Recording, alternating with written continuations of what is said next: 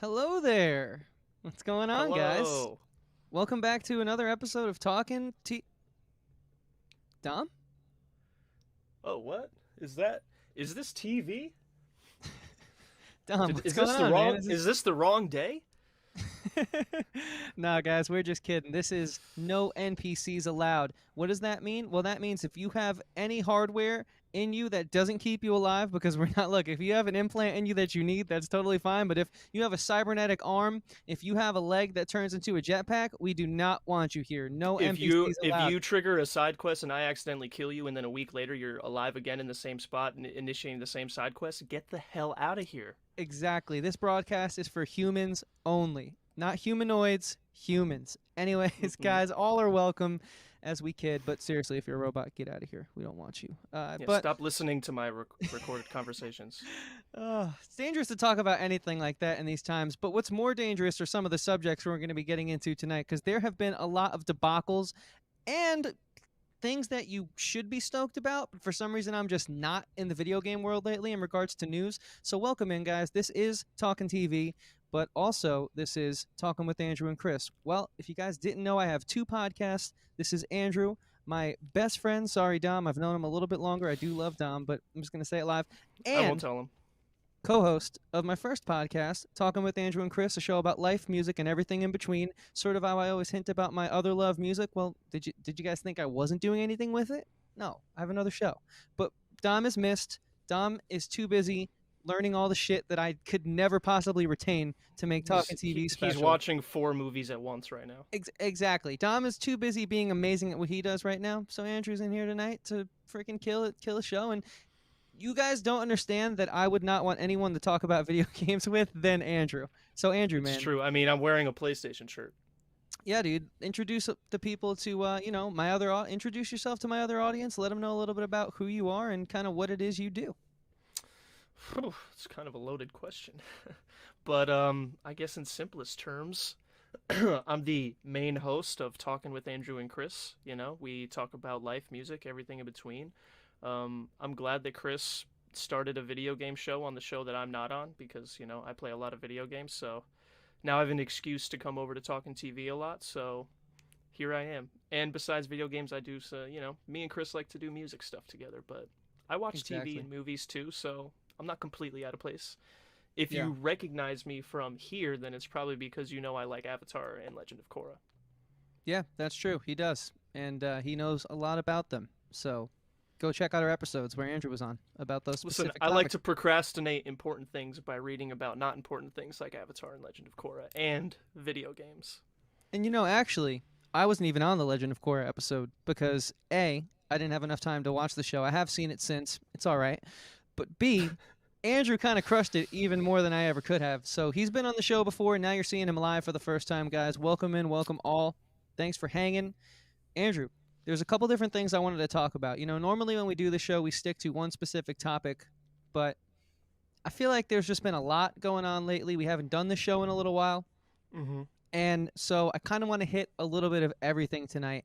And I think tonight's especially fun because being that this is currently being live broadcasted on Talkin' TV channel, which is a show about movies and film and all that, there's actually like a decent amount of either video games that are getting their first ever cinematic experience or classic movies that are getting a video game treatment. So, Mm. with that being said, before we jump into everything, we got Stranger Boy in the chat. Stranger Boy, what's going on, man? Meet What's Andrew. up, Stranger Follow Boy?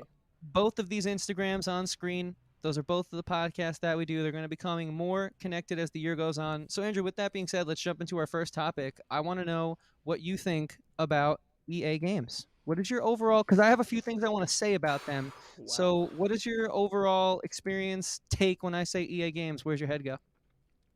Um, well, I mean, I'm sure that most, at least classic gamers will remember the EA games challenge everything. That was always I was like, all right, this is at least going to be a finished game. It's going to look really good. I never really played any of the sports games growing up, like EA sports games, unless I was at a friend's house. And with that limited experience, I was like, at least EA can make some good sports games. I EA think it, Sports. It's in the game. exactly I another hope good. that doesn't They get. If that gets striked on YouTube, I quit. Like Honestly, if that's like honestly. copyright claim, then I'm done. You're not I worth mean, being as on. far as I know, I think there's like a fair use timer where like that's short enough that you can just say that, I think, but Yeah. who The knows? fact that anyways, Listen, if keep EA going. Games sees this video, then that's a whole other thing. Then I guess honestly, that means we're doing something right. So hey, you know what? I guess I won't complain. Anyways, yeah, I Yeah, do true. remember all the sports games. They were Yeah. Well, good. I think that like with EA Games, it's like as a kid, I thought they were pretty cool. Like they made my favorite. They made all the Lord of the Rings games that I loved. You know, Battle for Middle Earth. Oh, yeah. I'm 99% sure that they did Lord of the Rings Conquest, which is like maybe my favorite Lord of the Rings game ever Mm. made. They did the Return to the King game. They did that weird like Final Fantasy rip off the Third Age, where it was like turn-based combat and you had a party. And I was like, no one knows who any of these characters are, so like, why do I care? But then obviously as you get older, then they start to be like, oh, you know what's really cool about video games is that we can make a bunch of money with that. And you know what's a really easy way to make a bunch of money with video games is to charge people in the game instead of like just to buy the game. So they've definitely started to go downhill. And then besides that, like all this, I think all the newest EA games that I've played recently were been like letdowns. Like we've already mentioned on the show like the Star Wars Battlefronts that are new that were also DICE, but EA Games, you know, published them and stuff, and I was pretty disappointed that they were calling them Battlefront and then did whatever they did with them.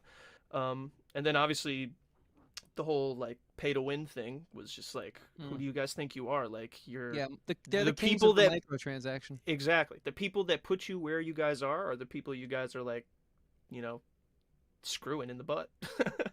Yeah, And and it's just you like know, it's just one of those crazy things. I'm just like what happened? I feel like something had to happen at that company where it's like someone new took over or like they started to lose money, so they're like we need to make money, and it's just like there was a point. I think maybe it's just nostalgia, you know, making everything better than it was, but like there was a point where I was like EA Games is making great games, and then all of a sudden now their reputation is just like money hungry company who yeah, ruins things.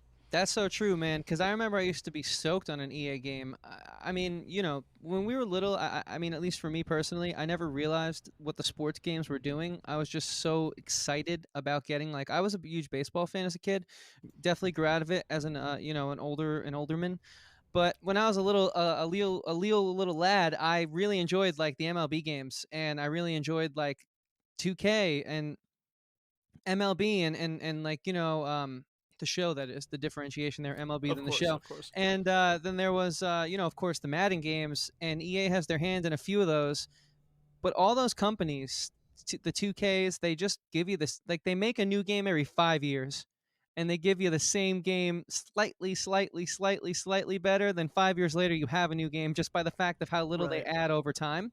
But And that's they're like fine because, like, this game has more sweat. right. And less Joe Buck or whatever, whichever one I guess likes. Wrong, different podcast, but you Where's know, Scott?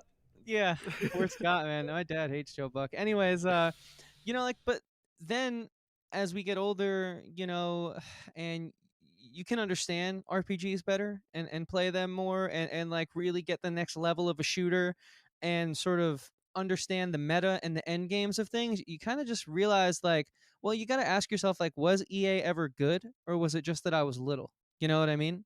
And I don't Exactly. quite know. I mean, I know EA has done some bang up games like the Knights of the Old Republic games, which are phenomenal, but then also BioWare was involved in that.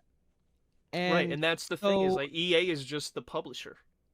right, but publishers in video games do, to my understanding, and again, all of my information comes from watching no clip documentaries, but hey, they go pretty in depth. So they do influence a little more of the creative decision than, let's say, like movie studios do. Like Right, they or are like a a book little publisher or more, something. yeah, they're a little more hands on. Hmm. I think it's something with the technology. They have to sort of ship the game and make sure that it works on all the different, you know, systems that they're then going to go and distribute it to, EA Right. being the Plus, I'm publisher and the sure that distributor. So they're probably like we have a certain like expectation that's if EA is attached to it, it has to be a certain way. So they need to make sure it's all up to corporate standards and all that. exactly, and there is a quality bureau for video games that makes sure you meet standard to compete in the marketplace. So there are a bunch of things they have to deal with, but all Hmm. that sort of like legal jargon and techie nonsense aside, I think EA actually was a decent studio at one point in time because they did garner an exclusivity deal with Star Wars for, I believe, 8 years, where we Hmm. had a slew of games, ending with Rogue Squadron famously being that game that came out last year that is already on sale for like Oh, 45% off Star or Wars something. Squadrons, Yeah, Squadron. Sorry, what did I say? Rogue Squadron. That's a much Rogue different game. Squadron. But they started off the run super strong. I mean, they had Knights of the Old Republic. They had those. Hmm. What are those games with the Star Killer?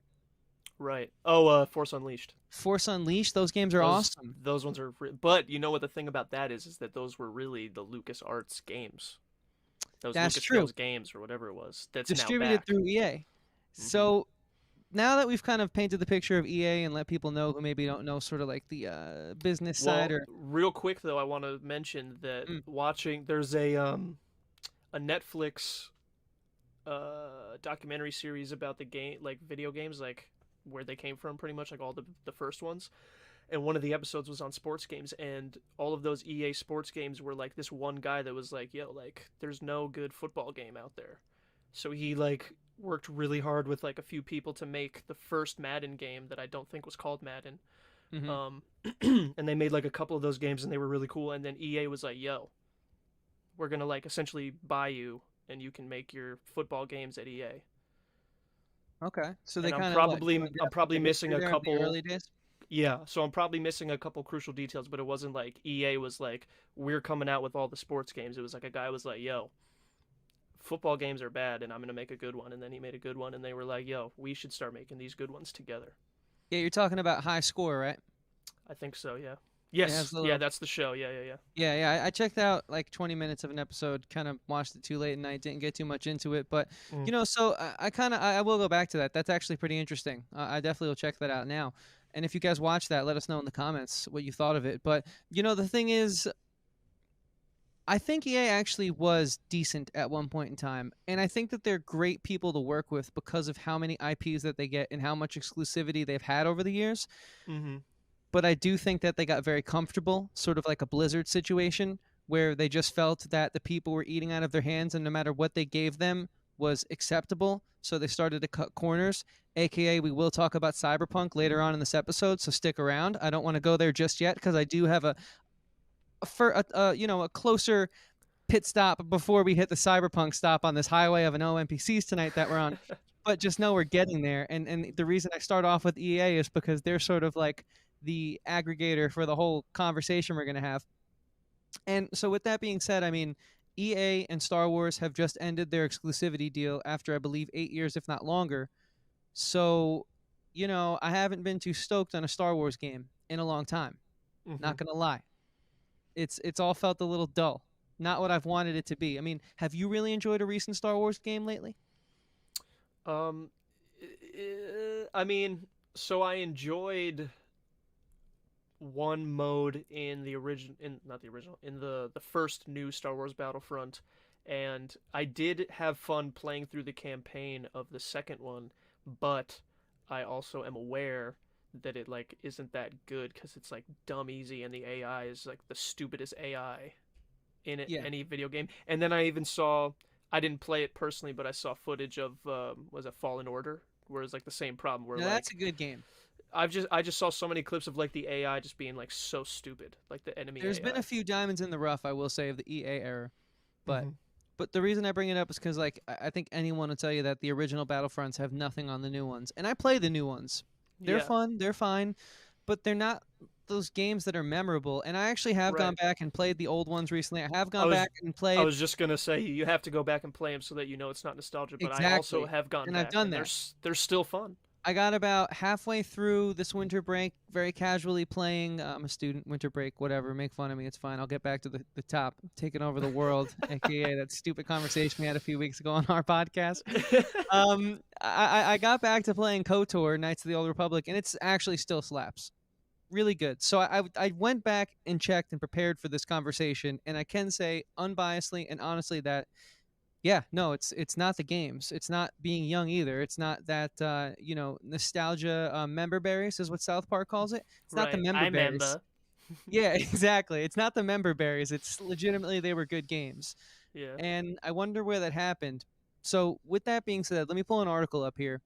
There is a new game that just got announced today, and keep in mind that it's not EA attached to it. Star Wars Knights of the Old Republic game is reportedly in development without EA and BioWare. Now, without Without BioWare scares me. BioWare? Yeah, without BioWare scares me. Yeah, that's weird. But let's just read a little bit of this from IGN. A new Star Wars Knights of the Old Republic game is reportedly in the works and is not being developed by EA and BioWare, the studios behind the original game. As reported by VGC, whoever that is, this latest rumor comes courtesy of credited Star Wars insider Bespin Bulletin. That is a badass. See, now that I trust. All right, I'm opening that in a new tab for later. I definitely trust that. VGC is the Video Games Chronicle. Yeah, who spoke Expert source for video game news. That is amazing, dude. That is badass. And so he says, amongst his digging, he heard there's a Knights of the Old Republic project in development somewhere. Very vague, says the Best in Bulletin. He talked to a couple of people, and he also found out that Jason Schreier said that it's not with EA and will never guess who's the studio that's making the game. So it's got to be a little more, confounded than they're saying. So, like, I got to ask you at this point, with the abuse that we've taken from Star Wars games over the years, like, are you ready to get back in the saddle of a Star Wars RPG? Do you have that trust anymore? That's why I bring this up. And are you excited about this? I think that I'm gonna pair this with the other news that Lucasfilm's games is now I don't know what the word is because they killed it and now it's back. So Lucasfilm's games is back, which definitely gets me stoked for new Star Wars games, because it's not just like people being like, oh, well, let's make a game and put Star Wars in it so that people buy it. It's like, hey, we are Star Wars, so let's make a fun game for it. Because I think that Star Wars is like, so I guess to answer your question, yes, I am excited, because Star Wars is unique in a movie where people that are making games for it aren't just making like episode 4 New Hope the game, or episode 2 Attack of the Clones the game. Like, they're just like, here's Star Wars, this insane giant universe, and you're just making a game in it. And I feel like, I mean, I guess you can't really do that with a lot of movies, but I feel like if more movie games were that, just like, hey, you remember this cool fun movie, like, here's a game that's a new story in that universe, like, that's a much easier thing to package to people, I think, than like, hey, you remember this movie you like? Well, now you're in the movie, so it's like, you know what's going to happen because you saw the movie, but it's a video game, so you still want to make choices and do your own thing, but then it's like, you can't. So. No, that's what's amazing about the Knights of the Old Republic games. They used the old school Old Republic, never before seen in the films, thousands of years before the films, canon Legends universe, because who knows what it is right now. That's why I say canons and Legends. Disney can't make up their mind, so we're just kind of in limbo there. But it's okay because it all comes before, and it's all new characters, same planets. It's really nice to see like Coruscant before it is the Coruscant we know in the prequels, and which I do love, by the way. I'm a prequel defender. Don't at me. Anyways, same. Good. You're a smart guy. I always knew you were. And so it's like, that's why I have hope, because we have gotten great Star Wars games in this setting before that were not based off the movie. I mean, I do love those movie games where you kind of pretty much play through the movie, but it's in video game style. We haven't gotten those in a while. And especially as a kid, those are pretty fun. Yeah. Like, I played the crap out of the Shrek 2 video game. That game, I'm sure that if I played it now, it would not be good, but that game was the bomb when I was a kid. What about the series of Unfortunate Events game? PlayStation 2 exclusive. Never played it, never saw the movie, never read the books. Pretty solid. It was the one time this specific aunt of mine got me a video game. I was so bummed when I opened it up. Ended up really liking it. It doesn't sound like it would be a fun game. Yeah, no, it was actually pretty good. I can't lie. I mean, it was like only good because I was young and didn't know any better, but it was still fun. Right. Anyways, I'm excited for this. I have high hopes for it. We'll see what comes of it. Any final closing thoughts on like the future of Star Wars video games? I'm personally more confident now that EA is out of the equation. That's kind of why I go there. Well, I know that I saw something earlier today that like whatever company is making a new Star Wars game, that they also made the Splinter Cell game. So if we could actually get some sort of iteration of that canceled Star Wars 1313, that's like you're like a smuggler sneaking through, ports and Empire buildings or whatever, like being sneaky and cool and like stealing stuff, that would be really cool. That's what I'm hoping for, is just like good video games that just happen to be set in Star Wars, you know? Exactly. Which is And kind then of what I wanted for all those Star Wars story movies. Like I'm like, if they right. had done the Solo movie but not Han Solo and just like a new smuggler crew that was just somewhere in the galaxy doing that stuff, I think that would have been really cool. Exactly. And so the last thing I want to talk about coming from the Best Pin Bulletin. Love that name so much. You're gonna subscribe to that. I think I'm gonna have to. Yeah. They continue to discuss how he's heard. This guy hears everything. He's heard that a bounty hunter game was also being developed somewhere, and that EA was working on another Star Wars project that may be Battlefront 3. Now that's No, scary. may not be. Oh, thank you so much for Which that. I did see Yeah, I just got that too caught up in the Best Pin Bulletin everyone joke that everyone was like, yeah, EA is not the only one making Star Wars games, but they are still making Star Wars games. So if oh yeah, anything, yeah, I exactly. think They lost I their think exclusivity. yeah, but if anything, I think that that's better. Like, so even if the other companies aren't gonna make like good Star Wars games, I feel like this will at least put pressure on EA to like make a better game because now they're not the only ones making Star Wars games. Well, they have competition, Exactly, that's what I'm saying. so it's on. It's Competition on. usually, may the best man win. Usually gets some pretty good stuff when that happens. True. So his last thing this guy says, the Bespin, the mysteriously anonymous Bespin bulletin writer says he Hearing doesn't things from know if the somewhere. bounty. He's got to be from somewhere, yeah. Maybe in the outer rim somewhere at this point. I mean, who's ever heard of this guy? He doesn't know if the bounty hunter game is with them or if it's with Ubisoft. But yeah, EA's working on stuff, and there's another unannounced Star Wars game at EA, which he has no idea what it is. But he I don't doesn't think think it's it's Battlefront. Battlefront 3. I love So that this guy's just like, listen, I heard that someone somewhere is developing a Star Wars game. I know who it isn't and I know what it's not, but I have no idea who it is or what it is. And what I love even more is that IGN covered it. That is Yeah. absolutely hilarious. But it came at a time when EA lost their exclusivity. I figured it literally dropped today. What a better time to do it on the show. So, Yep. with that being said, I kind of wanted to jump into the second segment. And, Andrew, I want to know what you think about Halo. Halo. Well, um, I definitely, I don't know if I was just too young or if I know I never owned an Xbox original, so I never owned the first two Halo games, but my neighbor had an Xbox original, and he would come over, bring it, and play NHL in front of me a lot because I was too young to play it, but I watched him play NHL at my house a lot, and then he got Halo 2. And we would play Halo 2 together, and I was definitely really bad at it, but I thought it was so cool. It just felt like I had played some excuse me, some games like that before, but there's no better feeling, in my opinion, in Halo 2 than holding two SMGs and just going Really? and just lacing them into something. Like it was just I had never experienced anything like that in my entire life, and I was like, this is insane.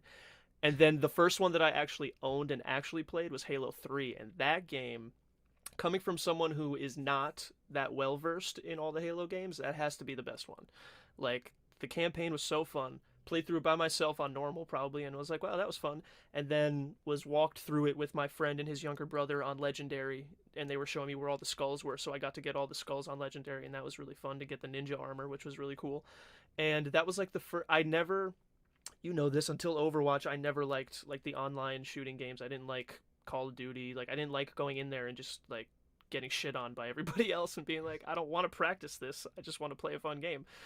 Um, but that was like the first one where I would go in and play with my friends and do like custom games. Like I was like, dude, this is the game for people. Like the Forge, when they were like Halo 3's coming out, and guess what? Forge, I was like me and my friends made so many, like in the one map that was like an empty room, we would just put in like too much stuff and just like try to kill each other in this room that's just filled with shit. Or we would make our own like infection mode where like the zombies like invisible and really really fast, and everybody has a sniper rifle, and you're just like trying to find this invisible super fast zombie. And it's so So Halo many 3 was ridiculous maps. really good. And then very recently I got the Halo collection and played through Reach with a buddy of mine, and that was really fun. But Nice. then it As notoriously Steve like like Steve, it was Steve. Steve really liked it. Steve was the one who walked me through Halo 3 also with his younger brother. But I'm sure, as lots of Halo fans know, the Halo collection, at least on PC, like doesn't really work that well. Yeah, it's when you're unfortunate. trying to play with other people. So then we tried to Very play through unfortunate. Halo 1 on the story and it just like wouldn't work, so I haven't played it in a while, but Yeah. I like Halo and I don't think that that's like necessarily a knock on the games. Obviously, I think it's just whatever Bungie or Microsoft just like not knowing what they're doing. Yeah, Um 343 as of late. right. And for me, I mean, Halo's my favorite game franchise of all time. If I had to pick Right. one, the best one, you know, to get cred and sort of keep the community and me in good terms, I'd want to say Halo 2, which is a phenomenal game. But I mean, Halo 3 is just a formative part of my life, honestly, which is Exactly. a Dude, weird thing to say because it's the a video game. Forge. And the Vidmaster challenges, everything, all the Easter Mhm. eggs, just so much fun, man. That game was so, and it's so funny that your moment is like holding the double SMGs. That's how'd you phrase that? You said that was the there moment. was there was I just had never experienced any feeling like a double SMG to the face Hmm. in a game before. Like, I mean, I also didn't play a lot of shooting games, but it was like, yeah, whatever, Yeah, machine guns, and I liked the battle rifle. It was just fun. But then it was like, I was like, I've just shot like 400 bullets in 2 seconds, and like the needlers are cool to do that with, hmm, but like it was just I don't know. The SMGs just felt right, you know?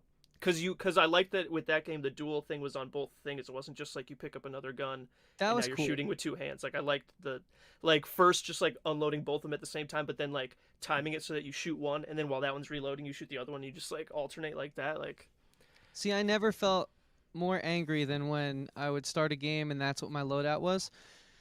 I hated double anything in Halo. All I needed was the assault rifle. You could mm. do something called a four shot. Four shots to the head, instant kill. Quickest way to kill someone in the game. A burst gun. All I did was four shot. And I used to get mad when I would miss one. I'd go like on like 200 kill sprees, and just like through the course of nights and stuff with like the homies back in the day. And yeah, so I hated. what was your go to online mode? Like was it just regular Slayer? Was it SWAT? What was it? It was SWAT if there was a big group, but really, shout out Ryan Greblich. Him and I were in like you could get to rank 50, and I think the highest we got was rank 43 on doubles. Mm. Duos, it was like Slayer duos, and we'd fluctuate. Some bad weeks would be at 39, good weeks would be at 43. I think we like went out on a high of like 41 or something, probably averaging out, but we were pretty good. I mean, it's Well, hard to be in I've there played Halo with you, and consistently. I can vouch that you are probably the best at Halo at any game, and it's also like Yeah, you're you for know what me you're as a doing. gamer, which isn't like saying Well, much, but yeah, I know what you here's what mean. I'll say about So that. I think that your skill in Halo has just translated to all the other shooting games because I've seen you play Apex also, and you're kind of a beast in yeah, Apex too sometimes yeah, when I want to with be. with the right I loadout. appreciate that. I appreciate. Oh, you're too kind. You're too kind. So, with that being said, speaking of how things are going to translate, let me pull something up here, Halo related, and let me get like your just initial reaction off this headline, because this is why I bring Halo up. Halo Mm, TV series, everything we know so far from okay. PCGamer.com. Did you know this was happening? Um, I mean, I remember they were always talking about a movie, and that everyone was like, Sylvester Stallone is gonna play Master Chief, and I was like, what the hell? Why would he do that? Like he's Rambo. That's not who Master Chief is. Right. Um, and also now that I'm thinking about it, I feel like the Mandalorian tried to be Master Chief. Explain that. Like Master Chief in my brain is always just like he's never scared. He's a man of few words. He just knows what needs to get done. He doesn't get emotional. He's just like he's just a soldier, you know? He's just a soldier trying to do what he's supposed to do. And I feel like with the Mandalorian they were like doing a similar thing in the sense of like he doesn't say a lot and like he like like he's composed and stuff and I just feel like it's like the same energy of like you feel the emotion coming off because he's human and like he says things and does things that are like good things or whatever, but No, but I get the comparison because I'm not Master saying that they Chief. meant to do it on purpose, but I just all of a sudden I see Master Chief and I'm like, dude, I feel like the Mandalorian was like a weird discount Master Chief in a way. Well, Master Chief has never taken his helmet off, and his It's true. sidekick is a little hologram girl named Cortana. So, True. in this Who is regard, sometimes on his side, sometimes not on his side. spoiler alert, but yeah. And in this regard, we have. Cortana, who can speak very fluid English, as opposed to Grogu, um, Spoiler. Grogu, whatever. But Baby Yoda, sorry if that was was that a spoiler for you? Well, I haven't seen that episode yet, but as soon as that happened, everyone was tweeting about it, and I've heard some people say that like knowing the name is a spoiler, but I don't know what that means. So unless it's Yeah. like knowing the name and Listen, seeing the episode is the spoiler, but I don't know. there's I only one haven't. name you need to know. You and your dad knows what I'm talking about. God. Oh my god. Anyways, there's only one name that you really need to know. Then Grogu Mm. is not it. Is that how the kids say that? That's what they talk about, right? Yeah, no, That's not it. that is not it. Yeah, he is not it. So this kind Um, of makes me feel this initial Halo TV series thing makes yeah, me feel like this also could not be it because of the fact that we've seen how a character who never takes his helmet off can get critiqued. A lot of people like Mandalorian, a lot of people don't. And to be honest with you, I think the only reason the second season got better is because of the fact that they bring in more ancillary characters who take on bigger and more important roles in the plot who don't have a freaking piece of metal on their face the whole time so you can see their emotion and understand them more. yeah, So that's Master true. Chief does speak, but Hmm. honestly, most of the time, because you're playing as him, he's just shooting things. So Right. we will see Which how this show goes. for a video game, he's one of like the best main characters ever. He's there's no one better you could have come up with. Maybe Doom Guy is the only one who's better than Master Chief because they Right. did take a lot of inspiration from Doom Guy. So Right. let's read a little bit about this show because Right. I think I might have skimmed this article at some point today. I sent it to you at some point. Then that's Um, why it looks familiar. so after years in development hell, great start already. The Halo TV series is moving forward. Master Chief is headed to Hollywood. That's such a stupid. Oh man, with the TV series on Showtime, and that's what gives me a little bit of hope. Now, Right, yeah. At one point in this article, like all the way at the end, one of the guys at Showtime was like, "Yeah, we worked a lot with this show to make sure that it like fits on Showtime and it's not just like a Halo show that Showtime picked up." Like, which I right, appreciate because I love Dexter, one of my favorite shows of all time. That's a Showtime show. true. I inadvertently, because it came on right after Dexter when it was on, I watched a little bit of Homeland, which I thought Oh, that's was a good well show. done. That's a Thought that really was good well show. done. You know, I Um, also only watched a little bit of it. Something about it, like once you miss that one day in a row of binging it, you just never go back to it. It's like that kind of show. Doesn't Exactly. mean it's bad. Dude. That's what happened to me with Heroes. G4 had a Yes, Heroes dude. marathon, and I watched all the episodes, and then I missed 2 episodes, and then I went back and I was like, I literally have zero idea what is going on anymore. You know who the real hero is, right? Masayoka's character. Hero from Heroes. That was him, right? Anyways, yeah, it was. It was Yeah. just the Dwight joke TV show Oh, that we're doing. Whatever. So I was a little, Showtime. They're no slouches.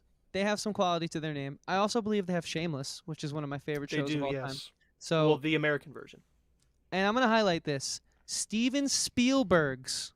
Right. That That is the definitely gave me some apostrophe S, hope. which shows ownership. So how do we go from development hell to then Steven Spielberg in a matter of a sentence? That's Right. pretty crazy, right? I know a Right. lot of people don't like Ready Player One, but honestly, I also know a lot of people who love that movie. I'm I not going to watch it I because Steven Spielberg I, to me needs to be immortalized in my brain, and I don't want to watch anything that's tainted from him because he's I just one think of the goats. I very much enjoyed Ready Player One. I didn't read the book, so I don't know if that's part of the reason why people don't like it, but I'll I never thought read it the was book. really cool. Whatever.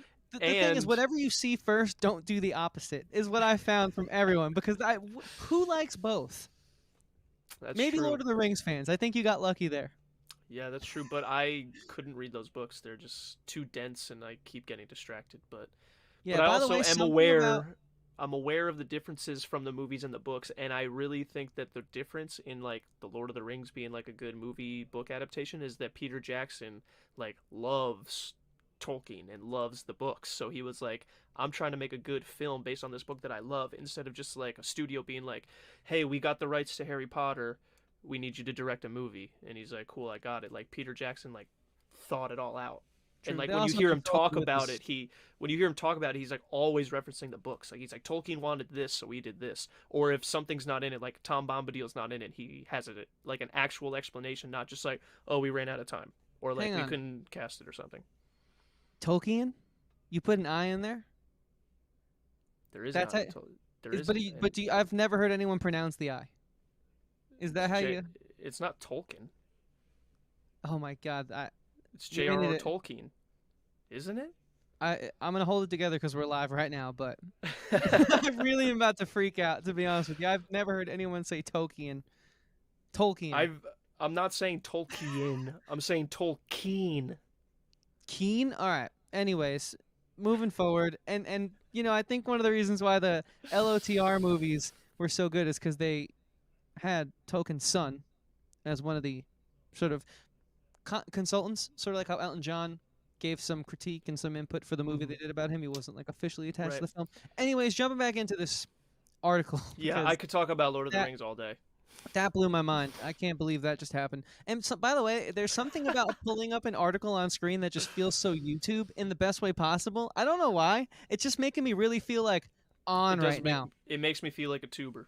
It does. Like I pride myself on having there be no differentiation between who I am on and off screen, and I think that's true for the most part. But something about like this energy right now is very different It in makes the you best feel way powerful possible. There is a power to it, isn't there? It's like because you're like, giving I'm reading this and I'm giving my thoughts on it. I'm giving you the information, right? Yeah. That's aggressive. Okay, but it's not. At least we're talking about Spielberg. Anyways, oh, what a show, man! I like this new format. Steven Spielberg's Amblin Television. Okay, so that's his company. Is producing, and we now know roughly when it's coming and who's playing some of the most important characters. There's not Hmm. much we know for sure about the content of the show. They're going to be Spartans, of course. Master Chief taking his proper place as the central character, so maybe your Mandalorian reference is all too true. Cortana as the baby Grogu along for the ride. And if we had to Right. bet on it, there's probably going to be a Halo ring too. Yeah, okay. Halo ring's kind of how they justify, like, it's like Doctor Who. It's like how they justify, like, time travel and crazy shit like Right. that. Right. So, 2021, Yeah. I mean, but it's not going to happen now. we We know that yeah because of we can COVID. we can So, skim through this. I mean, like, well, yeah, obviously. So I don't know anything about Pablo Schreiber other than he was on The Wire, and I didn't watch The Wire yet, but I've only heard good things about The Wire. sure. And me too. I haven't seen it yet. I can't speak to it. But the one thing that did get me stoked when I was reading this article is they are going to be incredibly respectful of the canon. That is really cool because they Right. actually is a really rich storytelling to Halo. I don't know if you know this. The books actually Right. do There's a really lot well. A of lot of right. people. Yeah. There's a lot of novels, Sorry, you go. and well, I think that that's part of what they say in this is like they could either obviously there's a lot of like pretty cool moments in like the first Halo or whatever where it would be cool, but I think they were saying that they might be talking about like Master Chief's origins, so like we would see his face, and then like maybe the fall of Reach, but That could be cool. Oh wow, I forgot all about that. That was really good. Like the Halo games, man, the narrative's incredibly compelling, yeah, especially for actually, the decades that it came out in, when that didn't have to be a focus, you mm-hmm. know. And especially because of how revolutionary they were with the mechanics, with Right, the way they dude, felt as a first-person shooter. The gravity in that game is highly touted and just so incredibly mm-hmm. groundbreaking. It is We really wouldn't good. have Apex, we wouldn't have Mass Effect, any of these types of games if it wasn't for like Dude, Halo their Halo physics. was the first shooting game to have aim assist. Was it really? Okay, They came up with aim assist. exactly. And that's They why it's were so yeah, sad when to your see how far crosshair they've goes. fallen, Yeah. you know? Mhm. So I am stoked for Halo Infinite. We're going to talk about that in Right. this show in a later episode when we get a little closer to that. But I did want Mhm. to end the Halo discussion and jump to something else. So I just want to leave it with this, and then I'll obviously get your closing thoughts on all things Halo. But I do enjoy this. They're incredibly excited to navigate these creative waters and bring us something that is both respectful of what we already know and love, but also new and surprising and enthralling. So Right. powerful statement there. And that's always the conundrum is like how much do you want to give people that's like, "Hey, I remember this because I played Halo and this is what I wanted to see was the moment the Master Chief did this thing and was really cool." Um and then also being like, "Ugh, they're literally just taking the game and just like making a show about it." And Yeah. obviously you can't please everybody and that's really the crappy part about that.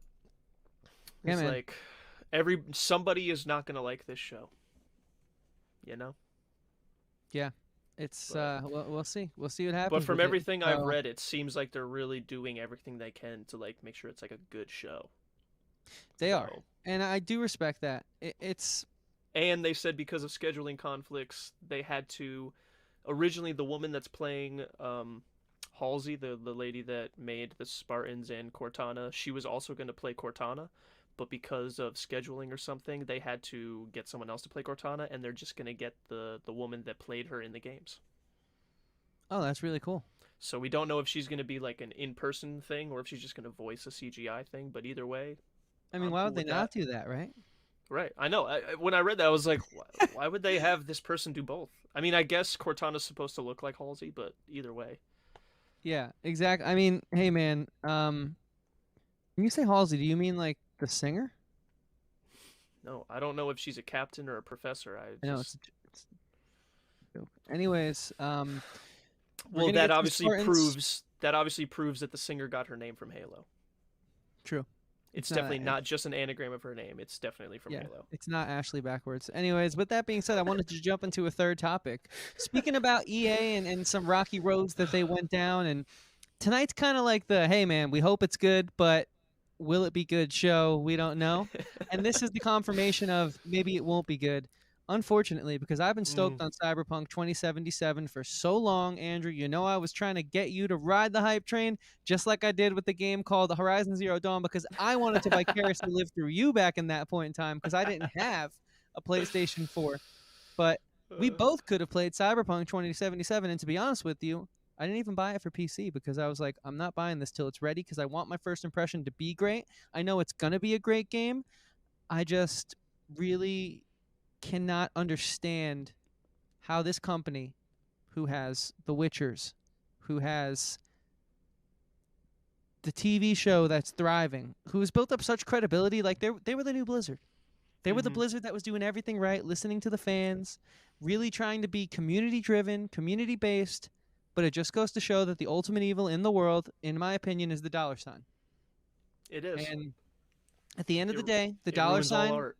can ruin anything, can corrupt everyone, and make people do things that inevitably ruin excitement and entertainment. And we saw that with this. And so I have an article I want to pull up. But before we do that, I know you live in a household of gamers, so I'm sure you've seen Cyberpunk firsthand. What's your Mm-hmm. experience with this game been like since it's come out? Because look, the one thing they did that everyone knew they were going to do was they were all over the place for like a month. So Yeah. they at Yeah, least it got owned the delayed a lot. zeitgeist. They at least owned the pop culture. Maybe not in the That's way they true. It wanted. was it was definitely hard to not hear about this game. Right. Um, well, before it came out, when I heard about it, I don't think I heard about it before. I don't know if anybody did, but I didn't hear about it before the E3 thing with Keanu Reeves. Um, and when that happened, I was like, I mean, I like Keanu Reeves, but like I don't care that he's in a video game, you know. So like I was like, that's cool, but it's not gonna make me want to buy it. And then everything I saw about it, like it looked amazing. I was like, wow, these graphics are really cool, but like I'm not buying a game because of the graphics. Like you could play a really good game that has shitty graphics. Um, True. so I like as much as I was impressed, I wasn't like gripped, you know. And then I literally like just knew nothing about the story, which part of me is like that's cool because then when you play something and you have no idea what's going on, you have no expectations and you're just enjoying it, or at least experiencing Like it. Skyrim that first time. Like Skyrim for the You first time, knew it was set in exactly. the, I was like, I had played Oblivion, so I know what I'm expecting. But then, like Elder the story, Scrolls I was like, universe, oh but hell yeah, dude. Um, because it has that same yeah, mentality where instead of being in this grand giant world, they take one place and they make it huge. Night City, for example, or mm-hmm. the realm of Skyrim, for example, which is Right, very right, tiny right, compared to other Elder Scrolls maps. right. Um, yeah, and I think isn't Night City. I don't think it's the biggest, but it's like the most alive like video game setting or something, right? That's what they were That's saying. what they were going for. And That's what it was supposed to be. another reason I was super stoked on this game and why I was trying to get you stoked on this game is because we both play a little bit of D&D, and Mm-hmm. it's based on an old role-playing system, which came Right, out there's around the you same can time as I D&D. did like hearing that you could like pick where you start and it like changes a bit of the story and stuff. That was cool. So I've heard definitely cool things about it. But I don't know, I just like it just didn't seem like something I really needed to play. Like Yeah, I was just into Overwatch and other games like Risk of Rain and stuff like that. And I was like, I'm pretty yeah. Good content. game, by the way, Risk of Rain. It's a good game. And I was just wasn't like looking for it. And then it came out and I was like, oof. Like if God Right. forbid I got it on PlayStation 4, like now you can't even buy it on PlayStation 4 right now and they're issuing refunds because it just doesn't work. And then my roommate, not Scott, got it for PC, and he said that it's fun. Like, it's still fun to play, but there's a lot of times where, the characters just T-pose, or like you're driving in a car and your car will just like flip and just like do something crazy. And Right. actually, Yeah. last night he was playing it, and I was just in my room. I don't even remember what I was doing, and I just hear him scream like, "God, fuck, come on!" And I was like, "Whoa, no idea what's going on." I didn't even know what he was Uh, doing. And then I'm walking to the bathroom, and he passed me. He's like, "Dude, I think that was the first time I've ever like gotten this angry at a video game, and it was because of Cyberpunk. I had to just turn it off." And I was like, "That sucks, dude." yeah. So, Seems to be the um, case. right. So it's definitely upsetting, but also I am not really that affected because I wasn't really that interested, and I'm a little bit less interested now, I guess. But Yeah. to be honest, all this did was make the same roommate that got Cyberpunk, he put GTA 5, Grand Theft Auto 5, back on the communal, like the house PlayStation 4, and we all started playing that so much. And I was like, wow, this game came out in 2006. And it's Or better than whenever, the or no, game that not just came out. 2006. It was no, it's 6 years old. I'm on drugs or something. I don't know why I just said that. I think it came out in like 2012 or 2011. But it came out for Xbox 360 and PS3, and then they, upgraded it to Xbox One and PS4. And when they did that, they added first-person mode. And dude, San Andreas or Los Santos, yeah, I think it's Los Santos.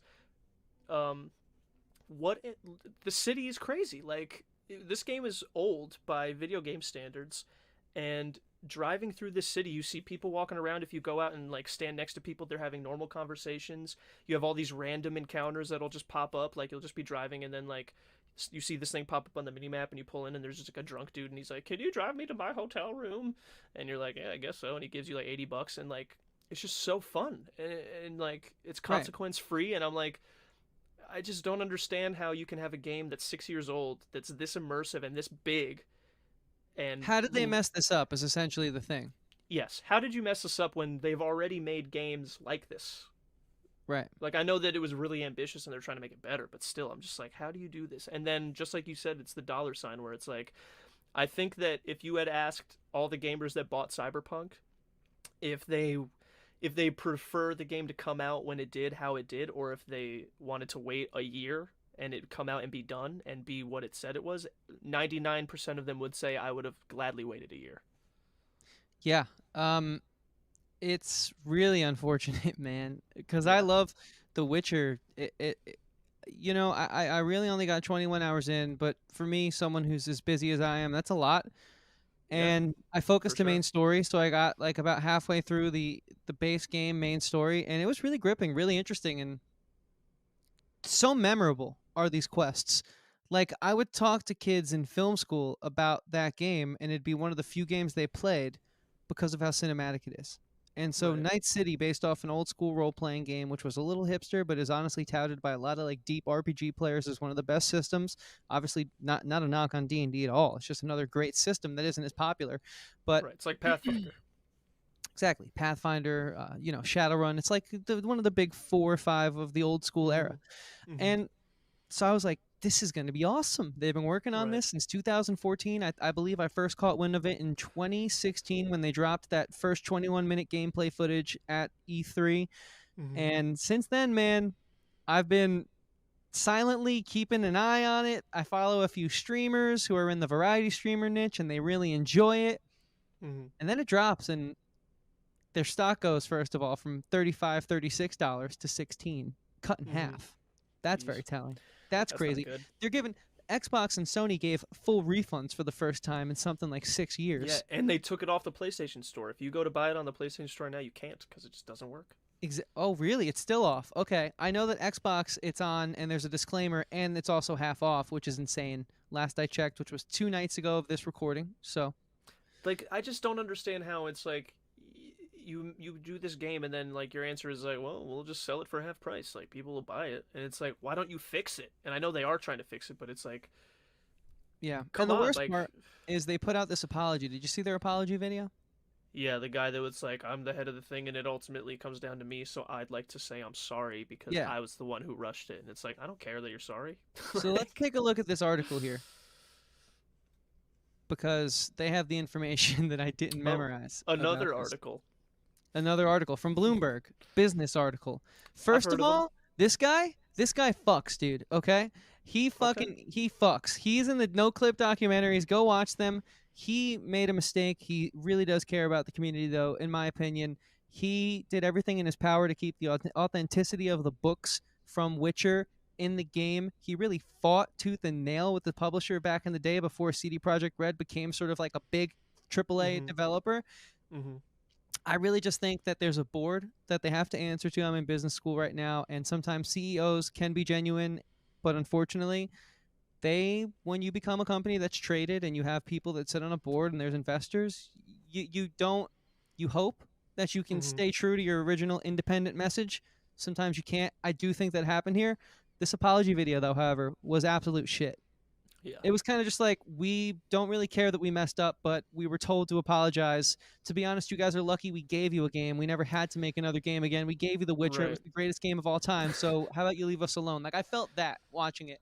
And Right. so it makes me a little Yeah, frustrated, it was less of an apology and more to of a be just like honest. this is why it was delayed and or this is why it isn't finished. So, sorry. Like, I'll tell you right now, with that apology, I'm only ever going to buy the game if it's half off, and I'm really hoping that someone just gets it for me, or if it goes so cheap that I can just get it at like a steal. Because it's Mhm. like, I don't want to be treated that way as someone who's spending good money on something. Right. So, with that being said, CD Projekt Red, I'm going to start reading the article. CD Projekt Red Chief Executive Officer Owinski made a public uh, municipal this week about the disastrous rollout of the video game Cyberpunk. He took personal responsibility and asked fans not to blame the team.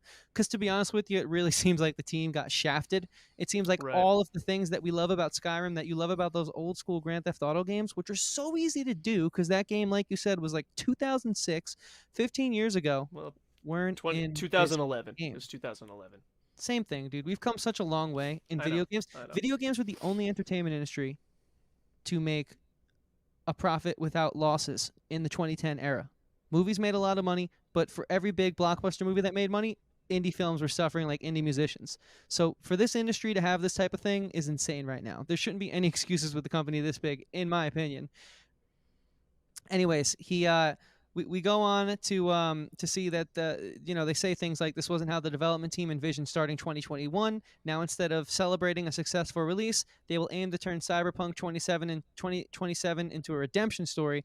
It will be an uphill battle. I couldn't agree more with that. Unlike Yeah. competitors such as EA, this is why I bring up EA and Ubisoft, CD Projekt Red only releases one major game every few years, so the company was relying on Cyberpunk to be a hit.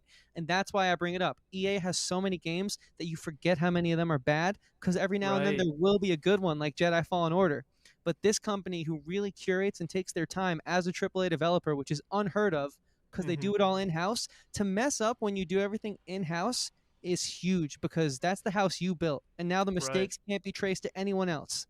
You know what I'm saying? Especially at like what really confuses me is like if you know, obviously they had to know that like it wasn't done like a couple weeks or months before it was gonna be released and stuff, and there's still just like there's so much hype, and I feel like this is the problem that these companies do. They're like, we need to hype this game up. Like I feel like the same thing happened with Valorant, like which is a totally different game company. I think it was Riot Games. They there was all this hype. Everybody's talking about it. They got streamers ready to play it as soon as it comes out. They're playing the beta. They got all these people talking about it. Blah blah blah. It's everywhere. It's everywhere. It's everywhere. It's gonna be the greatest game ever. It's gonna be the biggest game ever. We've been working on it forever. You guys are all freaking out about it. Blah blah blah blah blah. And then I'm like, how on earth are you going to tell me before your game's out that this is like the biggest, coolest game ever made? And it's not even done yet. Like you Right. expect, and then expect me to be like, "Wow, you really lived up to this hype." Like, I don't understand I know. why these companies Valorant always do completely this. just fell They just apart too. exactly they just overhyped it, and like it wasn't even bad. It was just like it's just not. I don't really exactly know what happened to Valorant because I know why I didn't like it, but just because. Sure. Yeah. But I don't think those reasons are why it's like dying, or maybe it's not even dying. But either way, I haven't seen anybody talking about it or playing it, and it's just like all they do is hype it up so that it's cool, so that you have to be, so that you have like it just seems like they don't care about if the game is good. They're just like, okay, if we hype it up enough, then it basically becomes like oh well, you're not cool if you're not playing this game. Even if it's bad, you need to experience it because everybody is. And Right. it's like And I don't care about that. I want a good game. And then let me further make your point even more for the whole no excuses thing, okay? Okay. This is why I pulled the Bloomberg article up when I sort of went through and looked at it, because I knew they'd approach it from a way that I don't think a lot of people on YouTube are. I think a lot of people are approaching it from more of a gameplay or an anger standpoint. I think Right. money talks and people walk when money kind of gets in the way of good art. CD Mm-hmm. Projekt Red was, for a while, the most valuable company in Poland. That is insane. And they did this, dude. Like, that just makes me very mad, to be Yeah. honest with you. Mm-hmm. Yeah, Because it's exactly. like, There's just no excuse. Well, and then I'll that tell you what the apology come excuse is. out and The just the be a slap in the excuse, face. right? Exactly. And it's just like, okay, It's like, maybe I it want was to a take back what I listen. said about Avinsky being like a good dude, you Listen, know? it was a classic YouTuber apology video. Bro, wearing sunglasses and everything in the video, essentially. You know what I'm talking about. We're not going to name names, Ugh, but I wearing still get so mad sunglasses and about that. everything, right? Right? Yeah, So just disrespectful. take them off, dude. Damn, dude. So, in conclusion, this was sort of our January 2021 looking towards the future of gaming. Mhm. Mhm. Like, I wish it was more of a positive episode. I mean, the Halo I section know. wasn't negative, but there's a lot of doubt. Development hell is never something you want to hear. So, Right. closing thoughts on all things gaming for 2021, man. Oh man. I don't know. I mean, I don't think that I can think of a game right now that I know that's in development that I'm excited for aside from Legend of Zelda Breath of the Wild 2. And that's just because I love Breath of the Wild and I know there's literally no way that they're going to mess up Breath of the Wild 2 because even if they just give me the same game with a new story, I'm going to love it because the first game is so well made. Um so I think this is going to unless I mean obviously it's only January, but if it continues this way, then I am going to be finding myself just playing the same games I've been playing for the past year, which is just Overwatch. And Overwatch 2 is getting pushed back, which I'm like, whatever. I still have Overwatch. At least they're being honest about it. And like they're being as honest as they can without like being sad about it. Like Jeff Kaplan's like, "Listen, we still have a long way to go." And I'm like, I get it. But I so I mean, think overall for new games, I'm not very hopeful, yeah, me neither. but I also feel like um maybe with this whole EA not being the only people making Star Wars games, maybe this will start something. And I've also seen that like I feel like this is going to be like this in the next coming years are going to be a lot of years where like a lot of these kinds of deals are expiring because they've just been for so long. Like even not video games, like I saw that most like sports franchise contracts with networks like and like Fox and CBS are ending. So like once that happens, then like cable TV is just going to go under. So I'm hoping that like stuff like that will allow games New to just be good competition. again. Right, exactly. Because it's Yeah. just like it's just like the Marvel movies. Like it's like or a Star Wars movie. Like you put out a Marvel movie or Star Wars movie, it doesn't matter if it's good or not. Everyone's going to go see it because they kind of have to. Yeah, there's this sentiment right now going around that I've seen in all different aspects of life where you don't want competition Right. because competition is aggressive and that's not positive. But like when Halo was competing with Call of Duty and they were going back and forth neck and neck every 2 years to put out the better game, those were the best Halo and Call of Duty games. I mean, Exactly. when, you know, And The then Witcher, because Mass of Effect, BioShock were all competing Skyrim to be right, the best RPG, that we had the golden exactly. age. And because of all that So, stuff, you even get the little guys trying to cash in on it, and like you get a lot of bad games, but then you get a cool one, like with Call of Duty and Halo, you get like a cool obscure game like Army of Two if you played that. Like I love that that game game. wasn't huge, and that game's so fun. We brought that game on tour. It, we Never played it dude, really, but we did yeah, bring it. we did play a lot of Skate, but that was Yeah, because you didn't need to hear Skate. exactly, exactly. But yeah, exactly. So I'm hoping that we get a new like renaissance of just like everybody creating so that you only get the good stuff kind of thing.